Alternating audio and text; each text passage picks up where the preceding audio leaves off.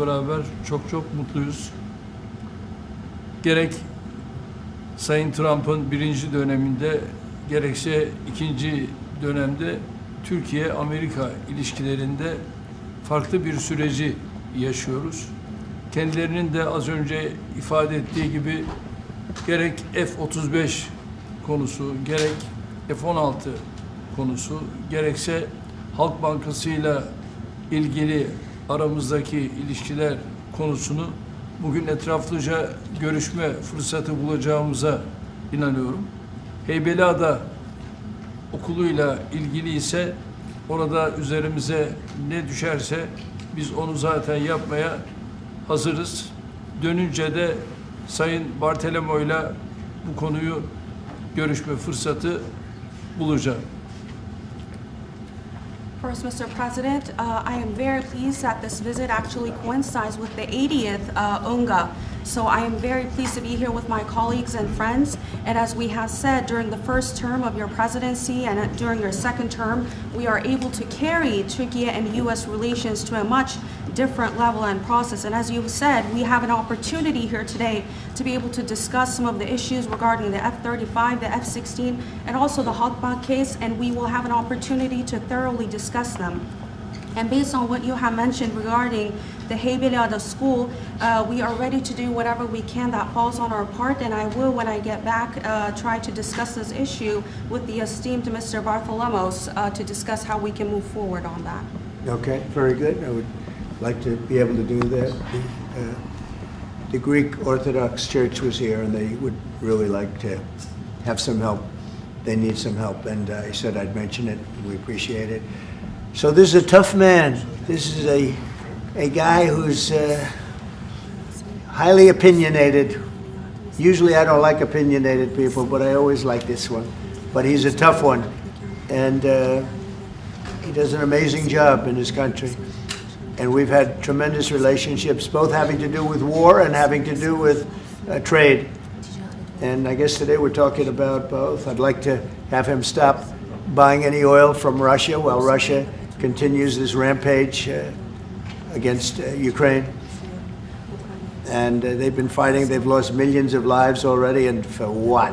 You know, for what? It's disgraceful. And I said yesterday, let it keep going because their economy is absolutely terrible right now. And I think it's a shame that they're doing that, killing a lot of people unnecessarily.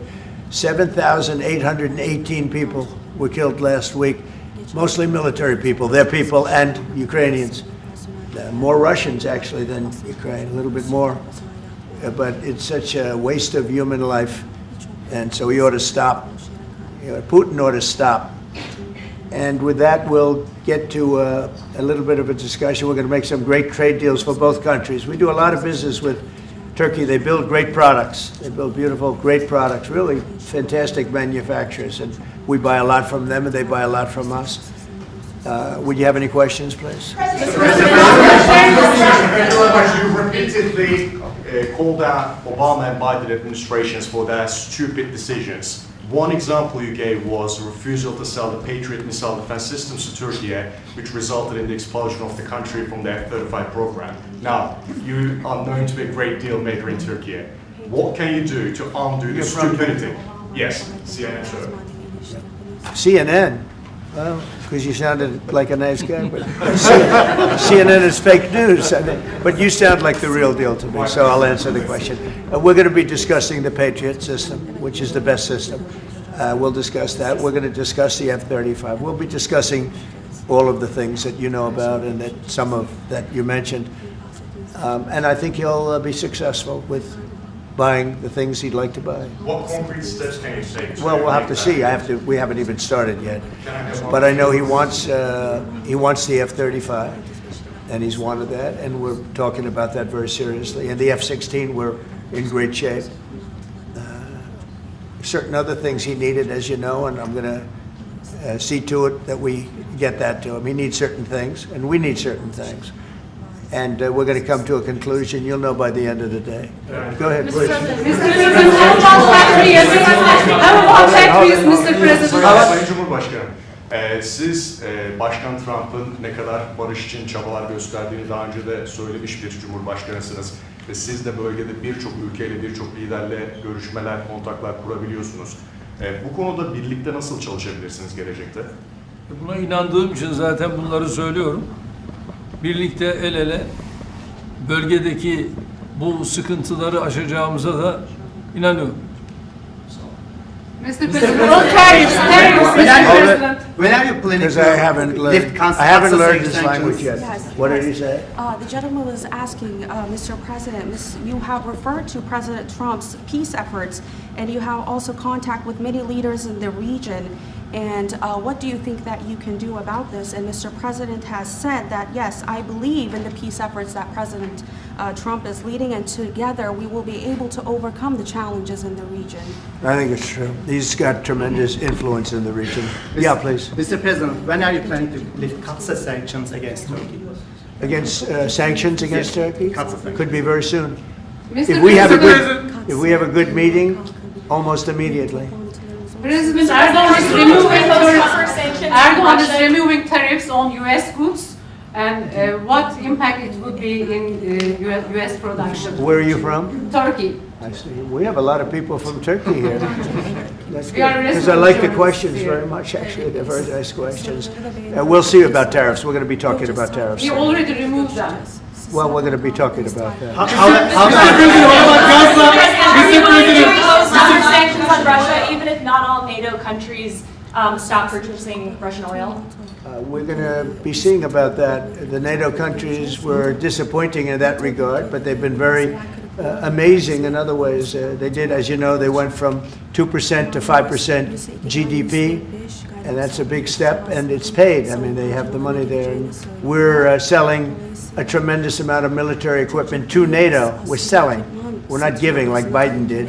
We're selling it to NATO, and it's a lot. They're buying a lot, and I assume they're giving it to Ukraine. They could buy it for other reasons too, but I assume they're giving most of it to Ukraine. But they're buying highly sophisticated weaponry, and they're paying for it full price. And that's how we're involved. Biden gave $350 billion. Look, this war would have never started if I were president. If I were president, this war would never be happened. It would have never happened. Yeah. Mr. President, I would like to ask about Gaza. Are you on the same page, Mr. Erdogan, for Palestine, Israel? Well, I don't know his stance. I can't tell you about that. I just say that we want to get Gaza over with. I had a great meeting with the leaders of that area, of that region, generally speaking, the Middle East. We had a great meeting the other day at UNGA, as you know, and I think we're close to getting some kind of a deal done. Yeah, we want to get the hostages back. I have to get the hostages back. We're the ones that got the hostages, all of them that we have now. But it looks like there are 20 living hostages and probably 38 or so dead hostages. Pretty sad. And the parents of those dead souls, those dead, mostly men, boys, in many cases like literally boys, they want those bodies back so badly, as much as though they were alive. And so we had a very good meeting with the representatives of the most powerful countries in the Middle East, and I think we're going to be close to a deal.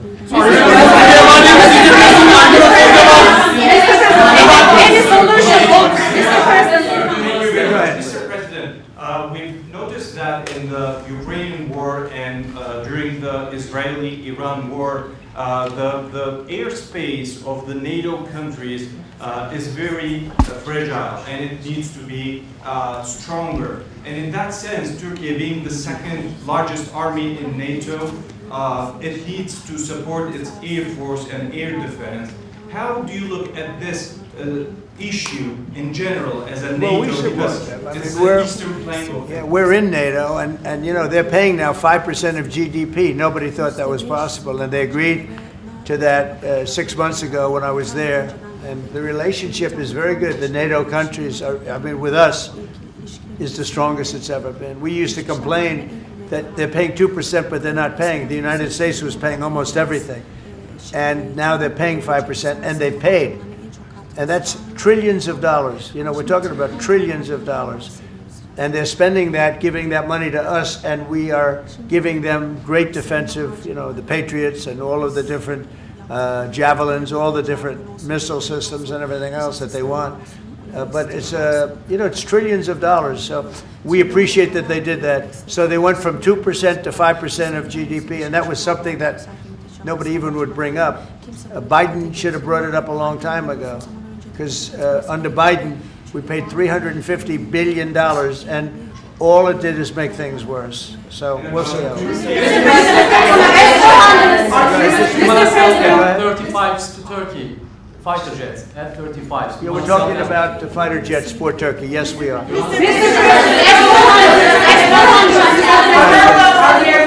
Are we going to see any step is going to be taken today about the issue, about the things that are going on in the Gaza, Palestine? Are we going to? It could be today, yeah, it could be today. We have a very strong dialogue going on with Saudi Arabia, with, I would say, you have 4 or 5 real leaders that are being good. As you know, I met with Qatar, Saudi Arabia, UAE. We met with Jordan. The King of Jordan was there. We had a really great meeting. I think a lot was determined at that meeting, and I have to meet with Israel, and I have to do that also.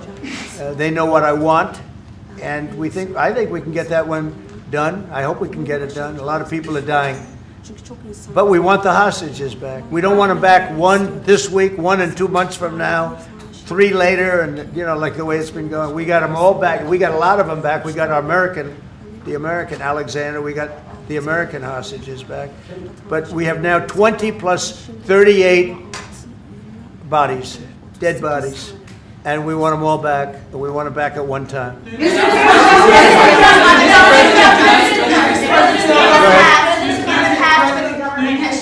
President Erdogan will help to release the hostages? Do I think what? Do you think President Erdogan will help to release the hostages? I don't know if he'll help in that. I don't really think we have.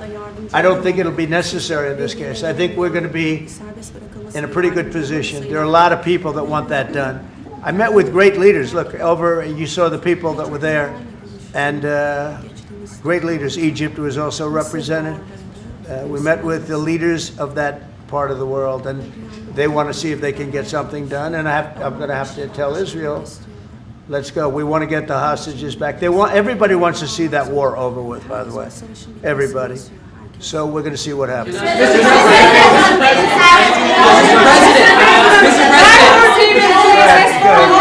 President. How do you see a joint initiative with President Erdogan to bring the President of Russia, Putin, and President Zelensky to the negotiating table? Well, I can tell you that President Erdogan is very respected by both of them.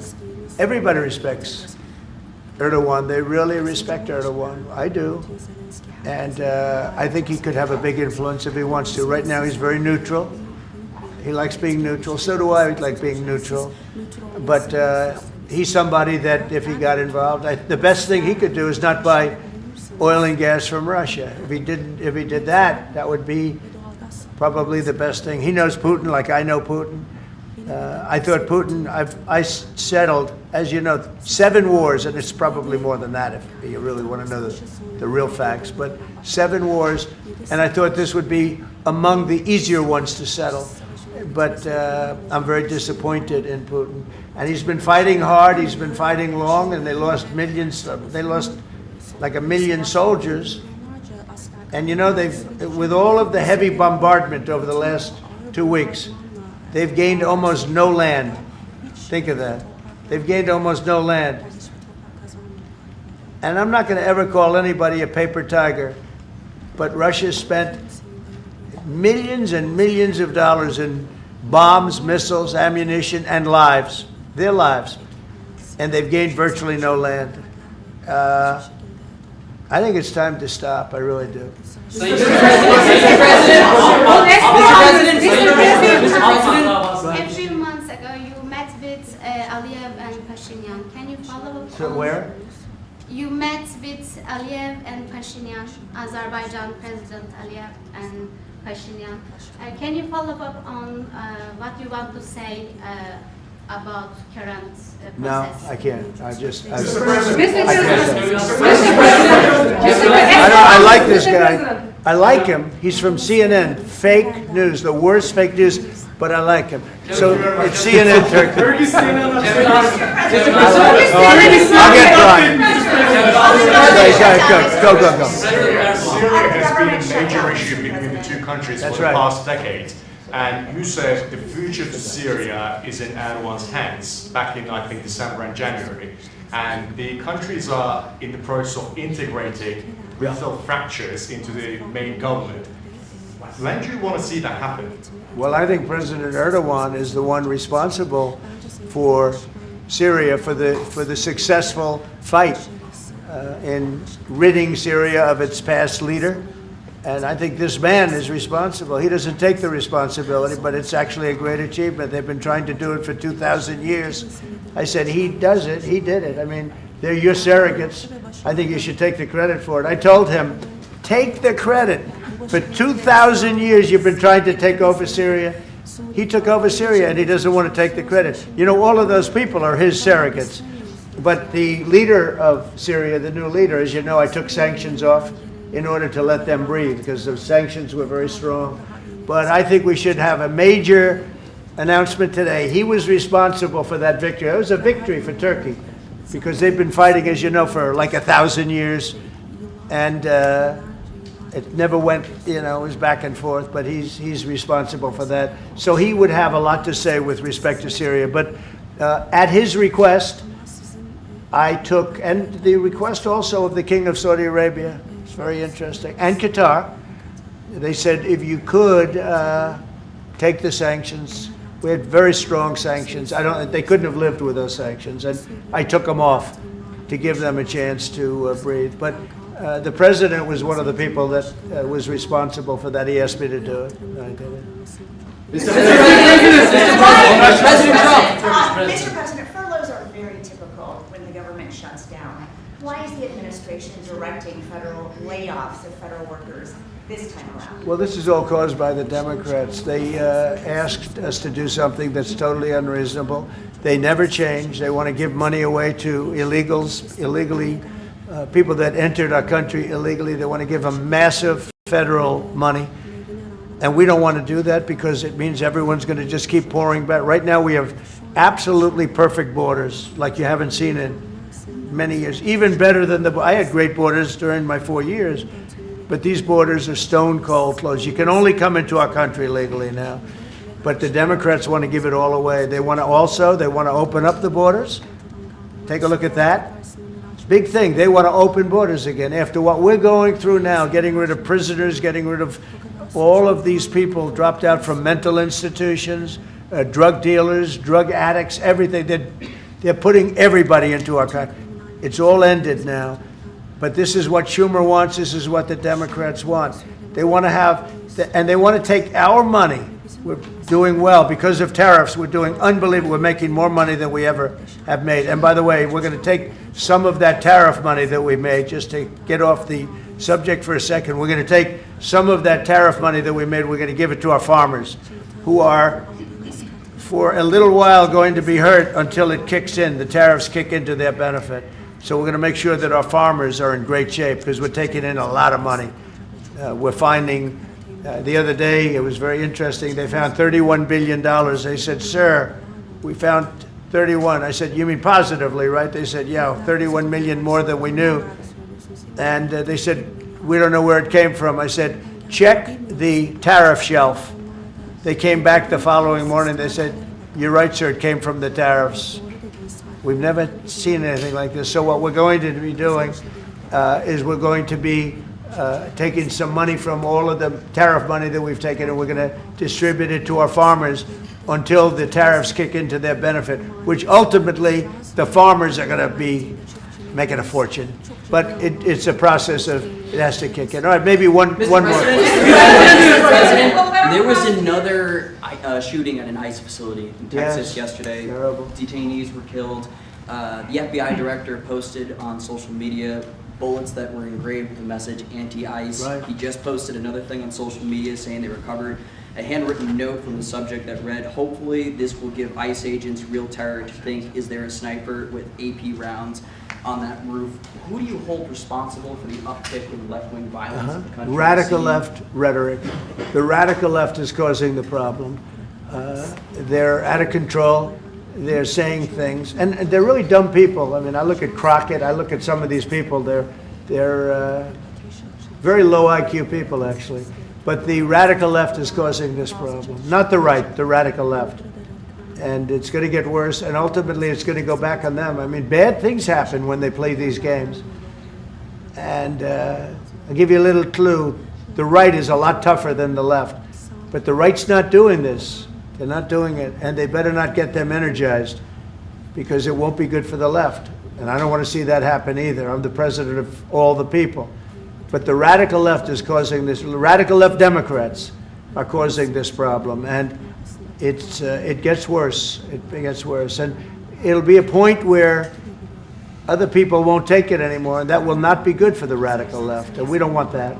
Okay, thank you. Mr. President, it seems like an indictment of James Comey is imminent. Would this be the first step in accountability for pushing the hoax of Russia, along with Barack Obama involved as well? Well, I can't tell you what's going to happen because I don't know. You have very professional people headed up by the Attorney General, and Todd Blanche, and Lindsay Halligan, who's very smart, good lawyer, very good lawyer. They're going to make a determination. I'm not making that determination. I think I'd be allowed to get involved if I want, but I don't really choose to do so. I can only say that Comey's a bad person. He's a sick person. I think he's a sick guy, actually.